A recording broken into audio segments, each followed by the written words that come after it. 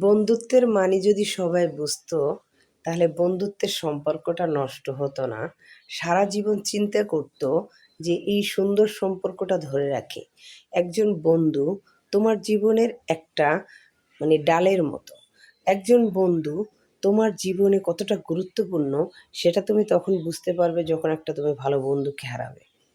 যারা বন্ধুত্বের মর্যাদা দিতে জানে না, তারা অন্য কিছুর মর্যাদা দিবে কিভাবে? বন্ধু হচ্ছে একটা জীবনের অংশ।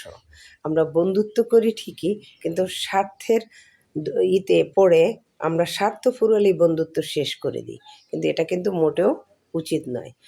একজন বন্ধু আমার মনের সুখ দুঃখের ভাগাভাগির অংশ। আমার বন্ধু আমার সুখ দুঃখ সব কিছু ভাগাভাগি করে নিতে পারে, এমন একজন বন্ধু। তাই বন্ধুত্বের মূল্য আমাদের প্রতিটি মানুষের বোঝা উচিত। বন্ধু কী জিনিস এটা আমাদের সকলের মনে রাখা উচিত।